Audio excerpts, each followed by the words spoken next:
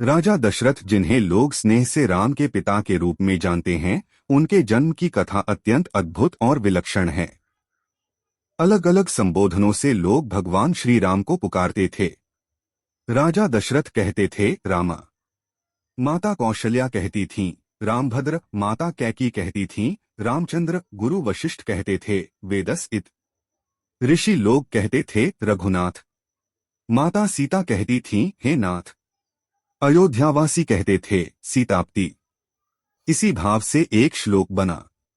रामाय रामभद्राय रामचंद्राय वेद से, रघुनाथाय नाथाय सीताया पत्ये नमः। धर्मग्रंथों के अनुसार राजा दशरथ अपने पूर्व जन्म में स्वयं मनु थे और उनकी पत्नी शत्रुपा थीं। इन्हीं दोनों से संसार की उत्पत्ति मानी जाती है। इनकी तपस्या से इन्हें यह वरदान मिला कि अगले जन्म में भगवान विष्णु के माता पिता बनने का सौभाग्य मिलेगा। राजा दशरथ का जन्म इक्ष्वाकु वंश में हुआ। इस वंश की स्थापना इक्ष्वाकु ने अयोध्या नगरी बनाकर की थी। इसी वंश में राजा भगीरथ हुए, जिन्होंने तपस्या कर मां गंगा को पृथ्वी पर अवतरित कराया।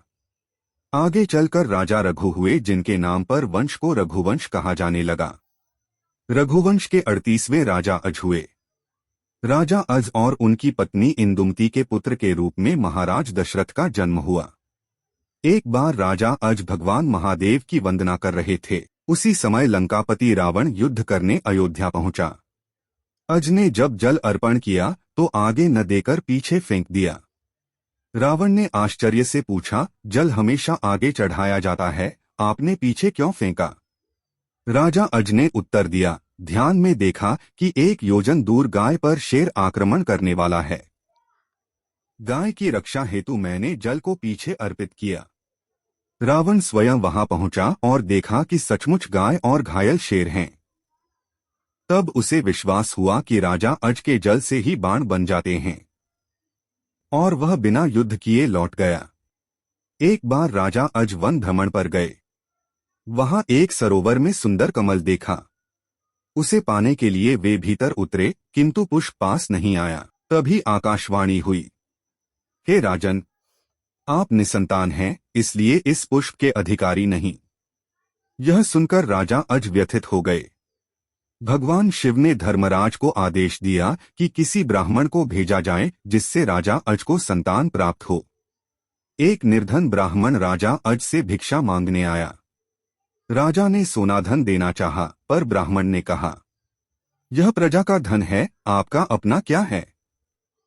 राजा बहुत दुखी हुए और निश्चय किया कि वे स्वयं श्रमिक बनकर कमाई करेंगे।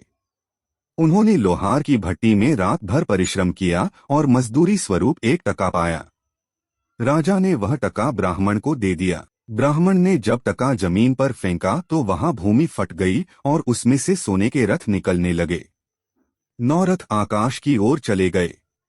10वें रथ में एक बालक विराजमान था। वह बालक राजा अज को पुत्र रूप में मिला।